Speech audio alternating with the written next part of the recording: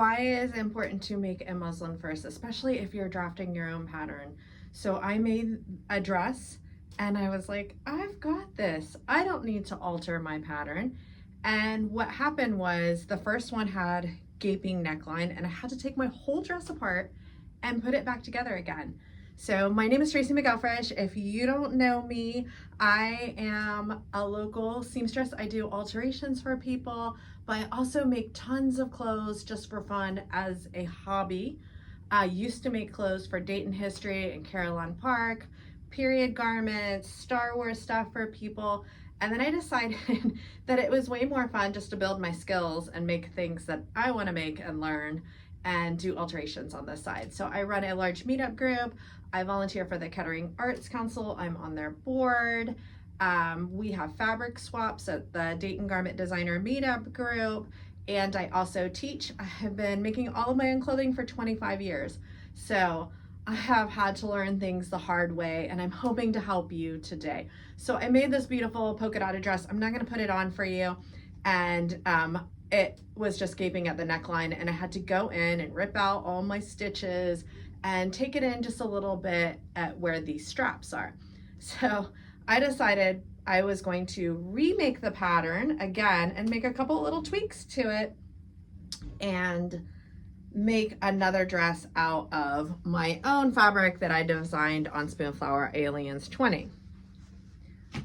So I said, I'm gonna make a muslin. So this is the second time I've made this top, but I had made adjustments and I couldn't remember if I had made adjustments. Like I had made it so long ago that I was like, did I fix the problems on this pattern or didn't I? I can't remember.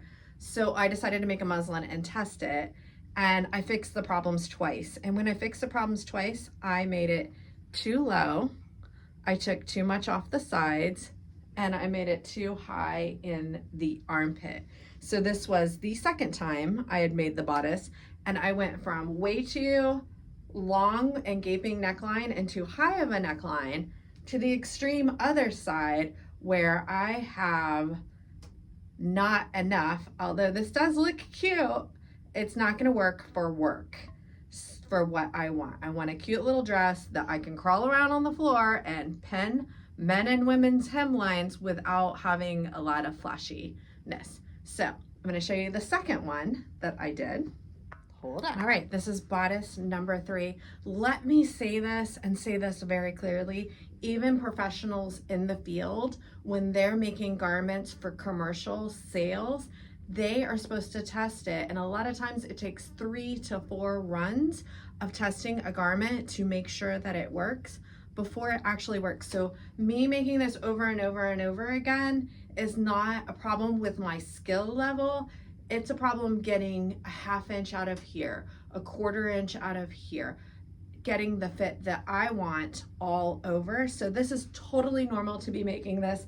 And in the end, I will have made it 5 times before I have it where I want it.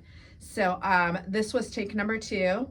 It is higher up, but it is still a little bit showing right here, and no more straps showing. So I have that fixed, and I have the underarms fixed. So the third time seems to be much better.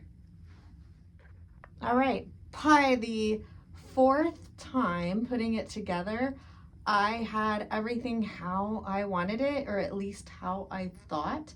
And as you can see, you're only seeing me to the side because half of it is missing. I got a little courageous and decided that I didn't think I needed to line it, and it left, even with the facings, the underarms to deal with a strap. It did not work, and it started to look really, really messy. So I had to cut it out for a 5th time, and this time with a lining. Luckily, I had enough fabric, but I got the fit right. The neckline is all the way up here. I'm not gonna fully turn because I only have half of the top on, and that is due to the fact that I had to take the other half apart and use one of the straps because I ran out of fabric. So one thing that is not gonna happen with my Aliens twinning is matching the print, but I will have the fit right on this bodice, I can put any skirt I want. So the other one I did a fitted pencil skirt with darts on the very first one that I did. This one I'm going to do pleats, and I'm going to use the aliens as a pleat guide for measurement. And I have seamed the back and matched up the seam, and then I will go around and pleat until I run out of room, and then just cut the excess off. And I also want it to button up the front. So I have made too many changes to the original pattern to not make another muslin, and that was where I went wrong. I changed the buttons in the front. It was zip in the back. I changed that.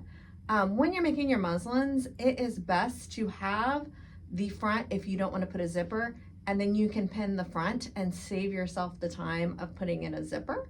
But not only that, I made too many changes all over it just to wing it, and that's where the problem. I need to slow down and make one change at a time. So this is my advice to you, that if you're drafting your own patterns or you're making from a commercial pattern, you make a muslin first and you make one change at a time and try that on, because one change can change something else somewhere else and mess it up. So that's it. Tracy McGilfresh, Tracy Sews. Thanks for watching. Bye.